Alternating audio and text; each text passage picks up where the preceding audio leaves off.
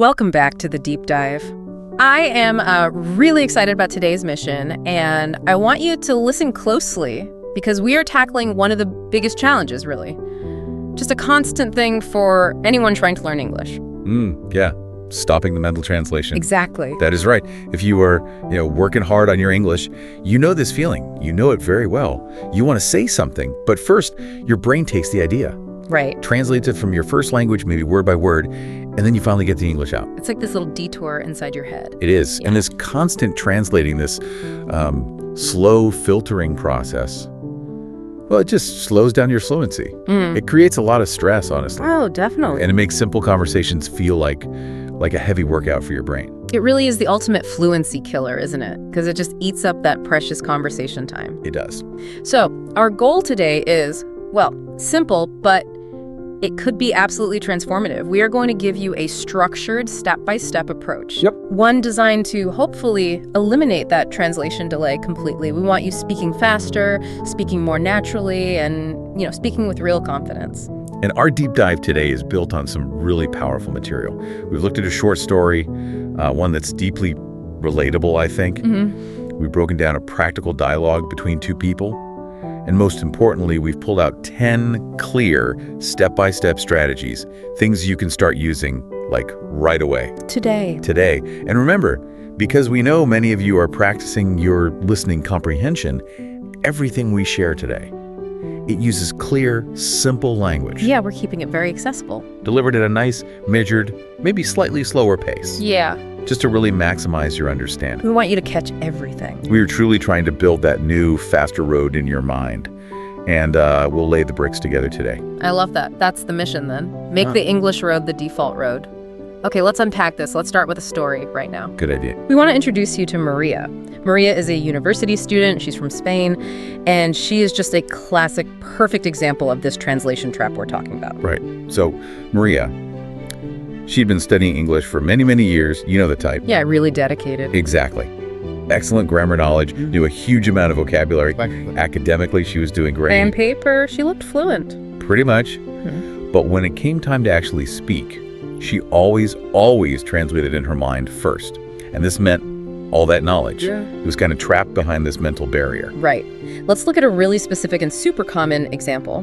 When she needed to express something simple, basic, like, I'm hungry, her brain didn't just jump straight to the English phrase. No. Instead, it first processed the Spanish phrase, which is tengo hambre, and then it converted that Spanish phrase into the English words, I have hunger, becoming I am hungry. And that mental detour, you called it, that slight small delay, it caused real problems in her daily life. In class, for instance, when her professor asked a simple question, Maria would pause. Just too long. She knew the meaning, she knew the correct words, but that translation process, it was just slow. And stressful, I imagine. Very stressful, yes. So by the time she was finally ready to speak, the conversation had often just moved on. Ah, that's frustrating. It is. And this slowdown holds back countless learners, just like her. It's so common. It really is that moment where knowing the answer isn't enough. You need the speed, right? The speed to actually deliver it. Exactly. And Maria, thankfully, she recognized this. She realized she had to change the process itself. She had to somehow bypass that Spanish filter entirely. And this is what we call the strategic shift. Instead of just translating her existing Spanish thoughts into English. Which is what most people do. Which is the default, yeah. She decided to practice describing her immediate daily life, her environment, directly in English.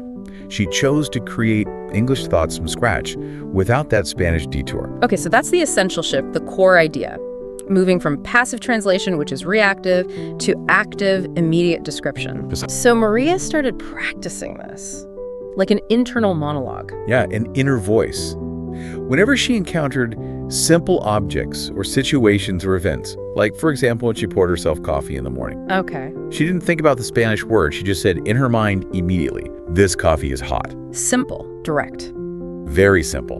When she walked outside, noticed the weather, she thought immediately, the sun is bright today. And notice how simple those sentences are. Yes, that's key. They are clear, they are immediate, and they don't require any fancy vocabulary. This practice is all about consistency and speed, not complexity. Right. Building the habit. Exactly. Now, at first, as you might guess, this felt, well, difficult for Maria. It felt slow, maybe a bit unnatural. Because it's new. Because she was physically creating a brand new mental habit, literally forging, new neural pathways in her brain. It takes effort. But she stuck with it. She kept going. She insisted on this consistency. She kept practicing every single day for several weeks. And the result, it was incredible. What happened? Maria started to notice that when a friend asked her a question, the English answer just appeared automatically. Wow. No translation step. Gone. Eliminated. She could answer questions much more quickly in conversations. And with that speed, naturally came this massive boost in confidence. I bet. That must have felt amazing. Absolutely. So we connect this back to you, the listener, the learner. Maria's experience confirms a really important truth. Thinking directly in English.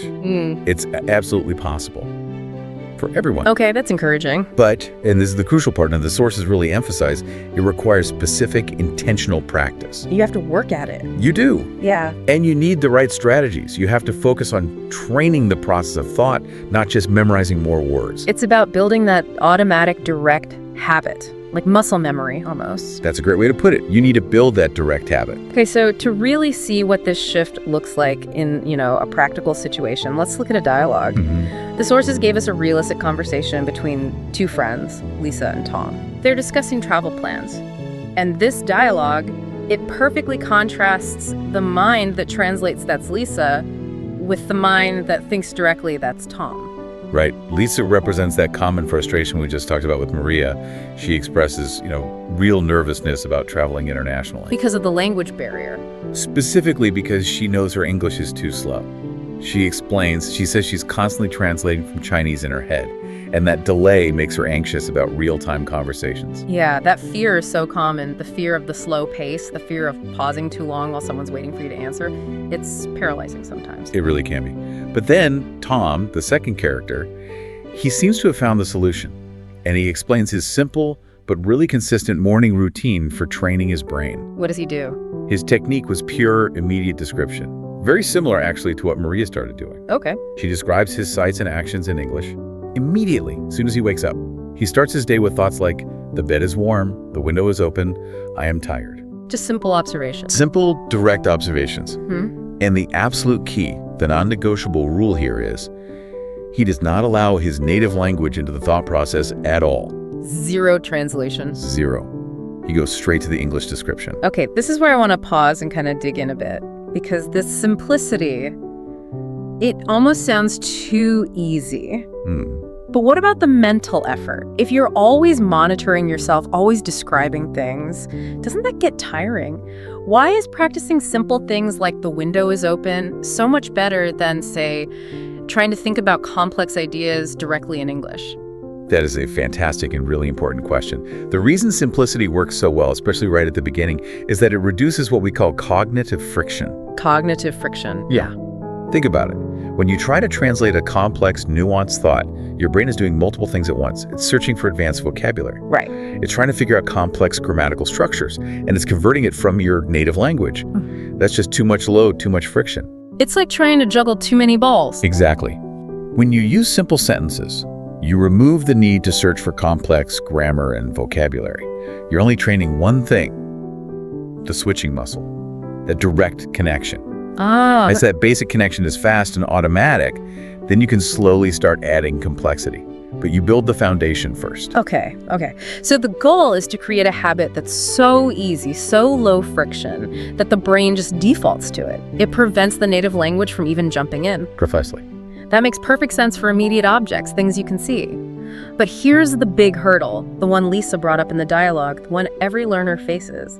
What if I don't know a specific word? The million-dollar question. Right. This is the moment where so many people just panic. They stop the English thought process completely, and they switch back to their native language to find that missing word. And that panic, that switchback, that's what kills fluency dead in its tracks. So what's Tom's solution? What's the strategy? Tom's solution provides the core strategy we all need to adopt. Use simple English phrases you do know to describe the unknown word. Describe around it. Exactly. We call this strategy circumlocution. It's a fancy word for explaining something in a roundabout way. Okay. So if Tom doesn't know or can't immediately remember the word ceiling in English, he doesn't stop. He doesn't panic. And he definitely doesn't translate.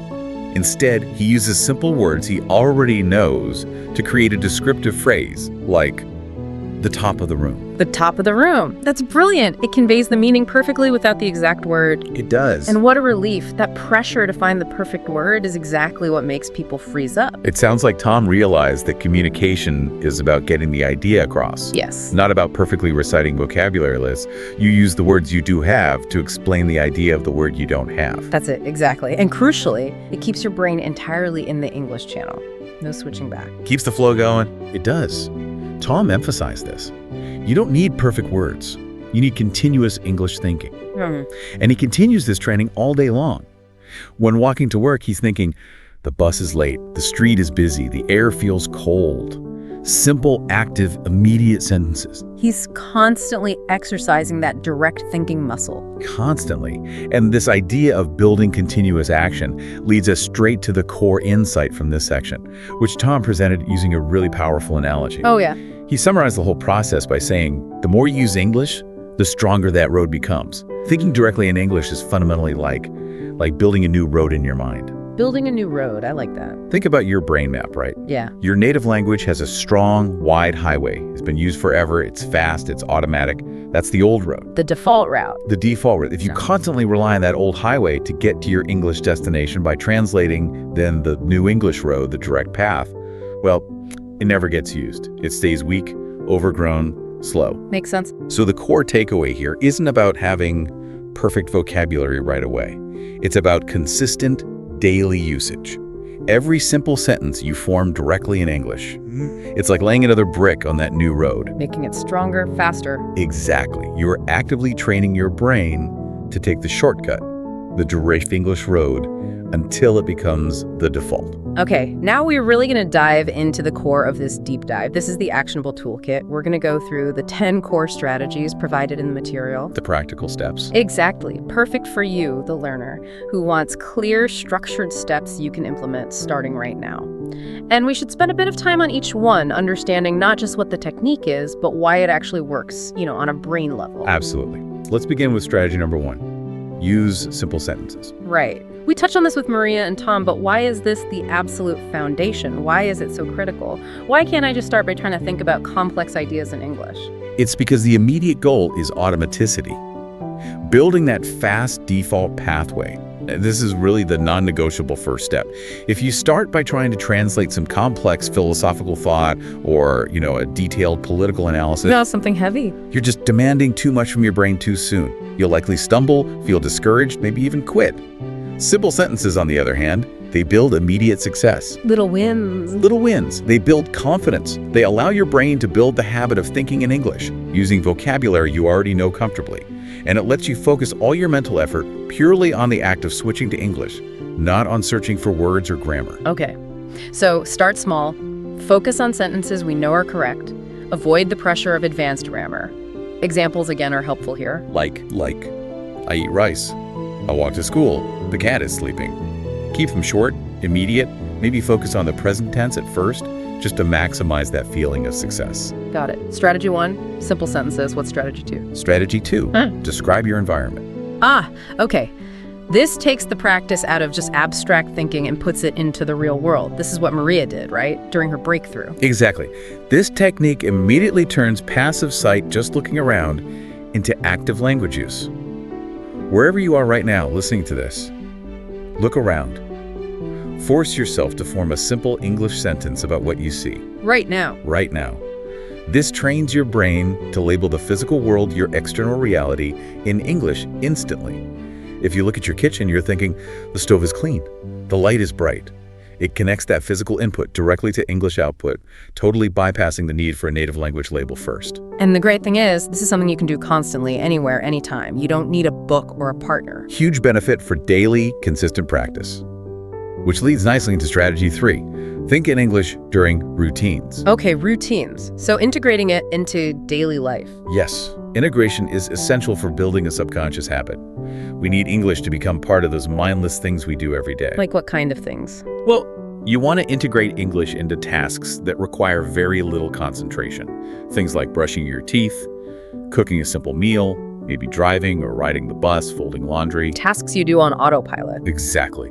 And while you're doing them, silently narrate the actions in English as you perform them. I'm pouring water. I am closing the door. I am putting on my shoes. This low-pressure environment builds those crucial subconscious connections without the anxiety you might feel in a real conversation. It's like paving the new road when there's no traffic. Huh. I like that. If you can narrate yourself doing laundry in English, you're really forcing the language to become useful, part of your life, not just some abstract subject you study. That's the goal. Okay, strategy 4. Use English dictionaries. This one. This is a critical step, isn't it? But it's one that I think a lot of learners skip, maybe because it seems harder at first. Why is it so vital for stopping the translation habit? This strategy is all about actively decoupling the English language from your native language's framework, its schema. Think about it.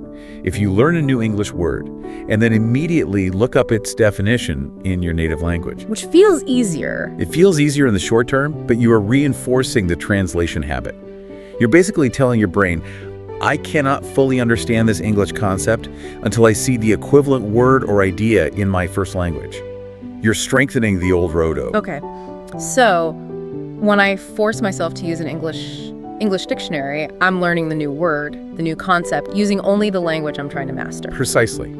You're learning definitions purely in English. This ensures that the concepts, the ideas, are rooted entirely within the target language system. You're building connections inside English, not between English and your native language. That's how native speakers learn new words, isn't it? It is, and it really helps to permanently break that limiting translation link. It's a powerful shift. Okay, that's a big one. Strategy 5. Strategy 5. Practice inner dialogue. Inner dialogue, like talking to yourself in your head. Kind of, yes. Yeah. You need to prepare your brain for real-life interactions before they actually happen. This means rehearsing short, imaginary conversations. But we need to emphasize that the practice should involve turn-taking. Okay, what do you mean by turn-taking in inner dialogue? Why is that different or better than just, say, narrating what you see, like in strategy 2? Well, a monologue just narrating is great for strategy 2, for description.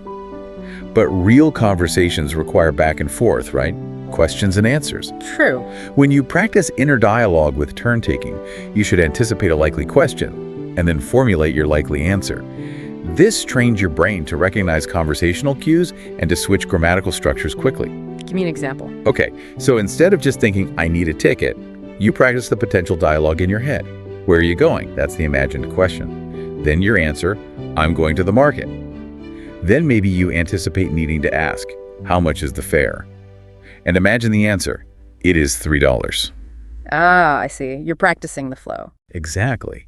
This kind of rehearsal dramatically speeds up your response time in real conversations later because you've kind of preloaded the structures you'll need. It makes the real conversation feel less like scary improvisation and more like something you've practiced, training that immediate response. You got it. Which brings us to strategy 6. Don't panic about unknown words. This is that vital skill we mentioned earlier, circumlocution. Yes. This, like we discussed with Tom in the ceiling example, seems like the most valuable skill for just reducing stress and keeping the conversation moving. It stops you from grinding to a halt. Absolutely. If you forget the word for, say, pen, you cannot just stop talking or revert to silence. That silence creates stress. Yeah, and the stress makes you panic and jump back to your native language. It's a vicious cycle. Instead, you instantly use simple words you do know to explain the concept. So instead of freezing up over spoon, you might say, ugh, the metal thing. We use it to eat soup. Right. Gets the message across. It keeps the conversation flowing, and, crucially, it keeps your thinking process entirely rooted in English. The source material really emphasizes this. Being able to explain a concept without the perfect word is actually a true sign of fluency. Really, not a weakness. Not at all. It shows mastery over the language system itself. Even if your vocabulary isn't huge yet, it shows you can navigate within English. And it forces your brain to be creative using English rather than just grabbing that translation crutch. Couldn't have said it better. Okay, strategy 7, read and listen a lot. We call this getting high input. Right. Input, input, input. Makes sense. The more English you absorb reading books, listening to podcasts like this one, watching videos, the faster your brain gets at processing it all. Exactly. High input volume acts like constant fuel for those direct thinking pathways we want to build. It trains your brain to recognize patterns subconsciously. Patterns like Like how sentences are naturally constructed, the rhythm of native speech, the typical flow of a conversation, you learn all this much faster than trying to memorize grammar rules explicitly. Your brain starts internalizing the rules just by seeing and hearing them used correctly over and over. So if you're constantly exposed to natural English, your brain just starts to expect English. It relies less on that native language filter. That's the idea. It becomes more natural for your brain to operate in English mode. But there's a key point here. This needs to be input that's mostly understandable, right? Not totally overwhelming. Yeah. What's that called? Comprehensible input? Exactly. Find material where you understand, say, about 80% to 90% of the content. If it's too hard, you'll just get frustrated and probably resort to translation anyway. If it's too easy, well, you're not learning much new. That sweet spot is key. Find your level. Got it. Strategy 8. Strategy 8, shadowing practice. Shadowing. Okay, explain this one. It sounds active. It's very active and very powerful. Shadowing simply means repeating what you hear in real time as closely as possible. You listen to a speaker, maybe a native speaker on a recording or a video, and you repeat their phrase immediately after them, almost like an echo. Okay. Why does that help bypass the translation center? What's happening in the brain when I'm just echoing sounds? It's because this practice focuses almost purely on the sound, the rhythm, and the speed of the delivery. When you shadow effectively, you often don't have enough time to fully process the literal meaning, the semantics, in your native language first. You're short-circuiting the meaning check. In a way, yes. Instead, you're directly engaging the motor and auditory systems of your brain, the physical parts that control producing speech and hearing it. You're training your mouth and ear to work together at native-like speed. This physically bypasses the slower, more analytical language center that handles translation. So it turns English from just an academic subject in your head into a physical action, a skill your body does. Beautifully put. It's like a physical drill that dramatically increases the speed limit on that new English road. Cool. Okay, 2 more. Strategy 9. Strategy 9. Write a short daily journal. Writing. Interesting. We often talk about speaking and listening practice, but why is writing important for thinking directly in English? Well, our thoughts can often be messy, right? Fragmented, incomplete, jumping around. Writing forces structure onto those thoughts. Go. By writing a short journal entry every day, and it can be really short, even just 3 to 5 simple sentences about your day or how you feel you're actively practicing translating your internal thought process into the structured rules of written English. This really solidifies the pathways you're trying to build. If you can write it down directly in English without translating first, you're confirming that the internal thought was also formed directly in English. It's like proof. It confirms that the new path is physically stable enough to write on. That's a great way to think about it. Okay, and finally, strategy 10. Perhaps the simplest, but maybe the hardest. Be patient. Oh, yes. Patience. This sounds simple, but it's probably the most crucial one for actually sticking with it long enough to see results. It really is. It's a crucial reminder because so many learners get discouraged and give up after maybe a few weeks when they don't see massive, dramatic results immediately. Yeah, we want instant fluency. Of course. But thinking directly in English isn't like flipping a switch. It's not magic. It's a highly complex cognitive skill. And like any complex skill, it requires consistent, daily, small practice sessions. Like training a muscle, we keep coming back to that. Exactly like training a muscle. Progress comes slowly, often in subtle shifts. You might only notice how far you've come when you look back over several months of practice. You absolutely must be patient with yourself.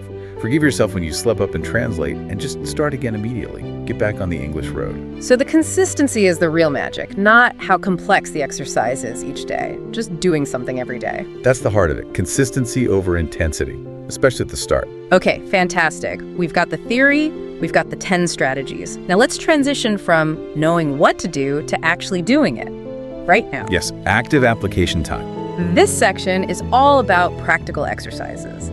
These are the immediate steps you, listening right now, can take today to start implementing these core ideas. We really want you to use your mind and practice along with us. And remember, we're going relatively slow, using clear English so you can follow along easily.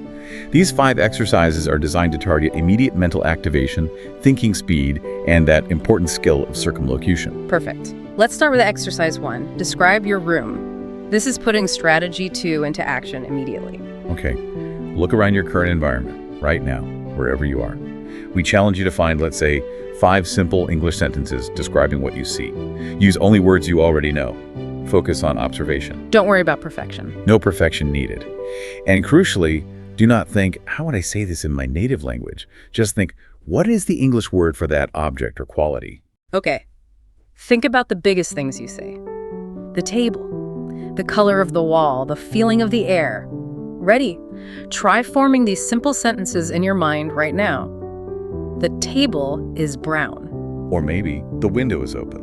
My phone is on the bed. The light is too bright. Or even just, I'm wearing a blue shirt. Okay, pause for a second.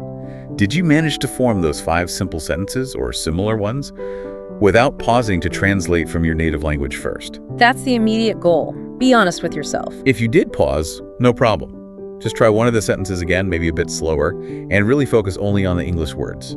Excellent start. Okay, exercise 2. Replace explain with simple words. This is our circumlocution practice. Training strategy 6. Right.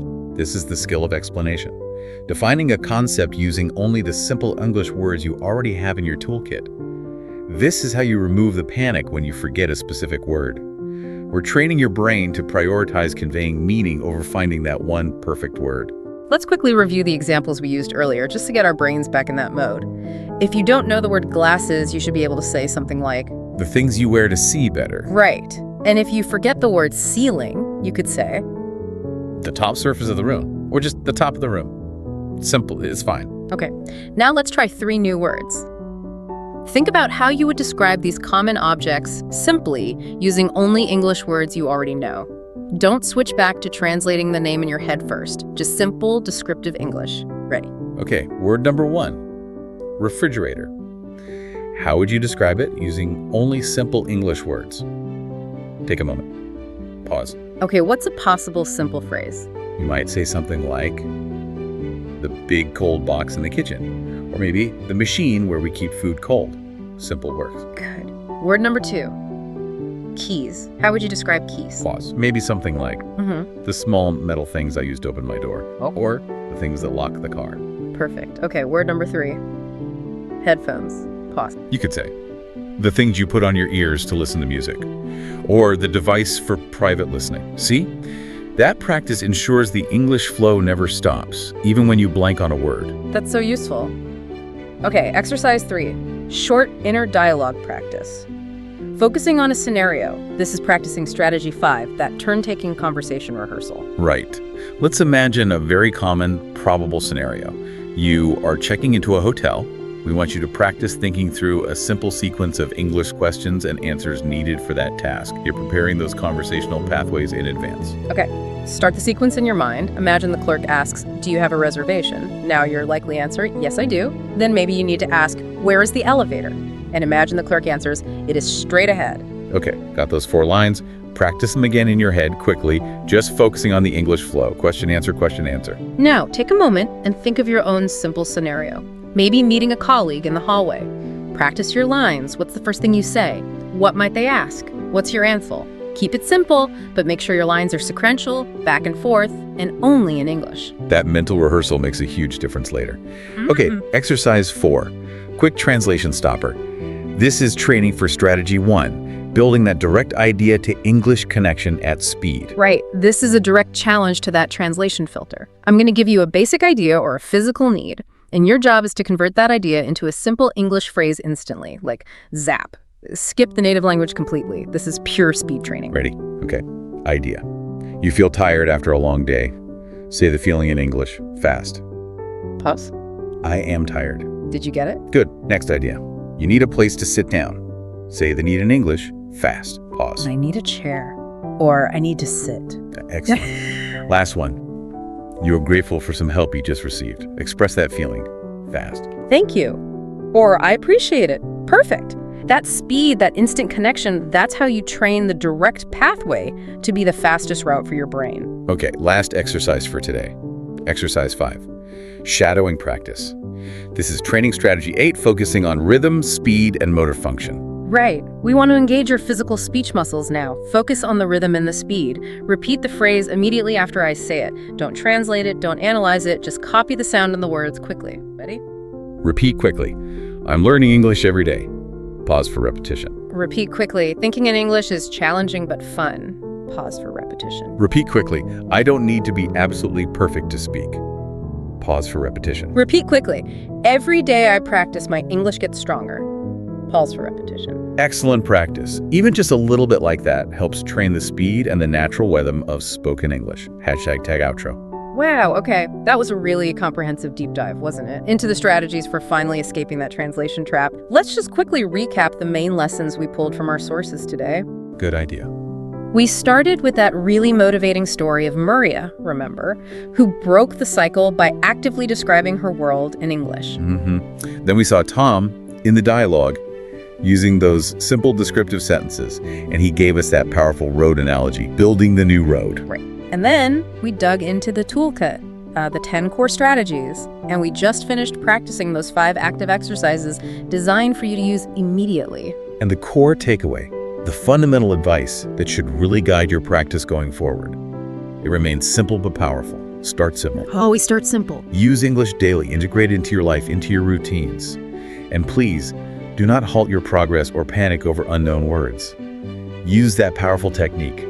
Circumlocution. Explain around the word. That really is the recipe, isn't it? It is. And we really want to assure you, with consistent time and effort and patience, your brain will make English automatic. That new road, that direct English road, it will become the main highway, the path you naturally take. So here's a final thought for you to carry forward today. We keep mentioning it, but let's really connect this idea of language acquisition to physical training. Think about training a muscle. Thinking directly in English is exactly like training a muscle that maybe hasn't been used much before. You wouldn't go into a gym on day 1 and expect to lift the absolute heaviest weight, would you? Of course not. You'd injure yourself. Right. The muscle only grows stronger with consistent daily effort, even if that effort feels small some days. And if you skip practicing that muscle, well, it shrinks or stays weak. And the old dominant muscle, your native language translation habit, remains in control. But if you use that English thinking muscle every single day, even for just a few minutes, It gets stronger, it gets faster, it becomes more automatic. So we really encourage you, decide right now, what specific small daily routine will you choose? Is it brushing your teeth? Waiting for the bus? Making your morning coffee? Pick one thing. Just one small thing to start. And commit to integrating your English thinking practice into that routine, starting immediately, right after this deep dive. Make that small, consistent commitment. And then just watch how quickly that fluency muscle starts to grow and take over. Keep practicing. Keep thinking directly in English. You can absolutely do this. And thank you so much for joining us on the deep dive. We'll see you next time.